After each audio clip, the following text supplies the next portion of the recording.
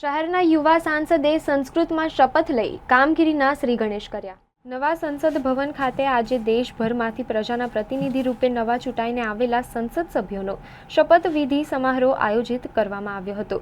લોકલાડીલા વડાપ્રધાન આદરણીય નરેન્દ્રભાઈ મોદી સાહેબના નેતૃત્વ હેઠળ રચાયેલી સરકારમાં બરાબર 4:05 શહેરના યુવા સાંસદ ડોક્ટર હેમાંગ જોશીએ પ્રાકૃત ભાષા સંસ્કૃતમાં શપથ લીધા હતા કે હું ભારતના બંધારણ પ્રત્યે સાચી શ્રદ્ધા અને નિષ્ઠા રાખી ભારતની પ્રભુતા અને અખંડિતતા દક્ષિણ રાખીશ। જે પદ મેં ગ્રહણ કર્યું છે તેના કર્તવ્યનું શ્રદ્ધાપૂર્વક નિર્વહન કરીશ। શપથના અંતે તેમણે જયતુ ભારત જયતુ સંસ્કૃત તમનો ઉદ્ગાર કરતા જ સાથી સંસદ સભ્યોએ તેમને વધાવી લીધા હતા।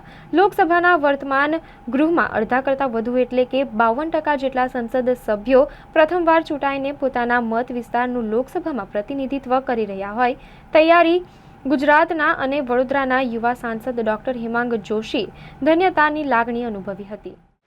અહમ ડોક્ટર હેમાંગ યોગેશભાઈ જોશી લોકસભાયાः સદસ્યત્વેન નિર્વાચિતः નિશ્ચયેન પરમેશ્વરस्य નામ્ના શપે યદહમ વિધિનાં સ્થાપિतं ભારતस्य સંવિધાनं પ્રતિ સત્યાન શ્રદ્ધાન નિષ્ઠાન ચ ધારિષ્ये યદહમ ભારતस्य સંપૂર્ણ પ્રભુત્વ સંપન્નતાન અખંડતાન ચ રક્ષિષ્યામિ તથા યત્પદં ગ્રહીતુમ અહમ ઉદ્યતઃ अस्मि तस्य कर्तव्यानि श्रद्धापूर्वक निर्वक्ष्यामि।